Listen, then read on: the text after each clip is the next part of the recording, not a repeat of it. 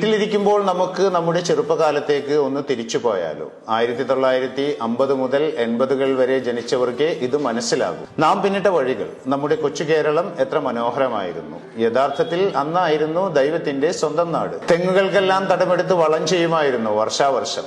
അതിന്റെ നന്ദി എന്ന വണ്ണം തലപ്പിലേക്ക് കയറാൻ പോലും ആകാത്ത വിധം തിങ്ങിക്കായ്ച്ച് പ്രസാദിക്കുമായിരുന്നു അവ. മാസാമാസമുള്ള വിളവെടുപ്പ്. കിട്ടിയ തേങ്ങയിൽ വീട്ടാവശ്യത്തിനുള്ളത് എടുത്ത് ബാക്കി ഉണക്കി കൊപ്രയാക്കി ആട്ടിയ വെളിച്ചെണ്ണ കൊണ്ടുവരുമ്പോൾ ആ പ്രദേശം മുഴുവൻ അറിയുമായിരുന്നു നാളികേര സുഗന്ധം. തൊഴുത്തിൽ എപ്പോഴും ഒരു പശുവിനെങ്കിലും കറവ ഉണ്ടാകുമായിരുന്നു. പാലും മോരും തൈരും വെണ്ണയും നെയ്യും അടുക്കളയിൽ എപ്പോഴും നിറഞ്ഞു നിൽക്കുമായിരുന്നു. നെല്ലും പയറും മുതിരയും ഉഴുന്നും ഊഴം പോലെ മുറ്റത്ത് കിടന്ന് ഉണങ്ങുമായിരുന്നു. പുരയിടങ്ങളിൽ അമ്മ നടുന്ന പച്ചക്കറിക്ക് വെള്ളം ഒഴിക്കാനായി ഓടി നടക്കുന്ന അച്ഛൻ. ചെറിയ മൺപാത്രങ്ങളിൽ വെള്ളം തൂക്കി നിരനിരയായി ഞങ്ങൾ കുട്ടികൾ ചീരയെയും കൈപ്പയെയും വെണ്ടയെയും നനച്ചിരുന്നു. ഇടക്കൊക്കെ മൂക്കാത്ത വെള്ളരിയും വെണ്ടയും പൊട്ടിച്ചു വായിലാക്കിയിരിക്കും. വൈകുന്നേരം ഒരു പ്രധാന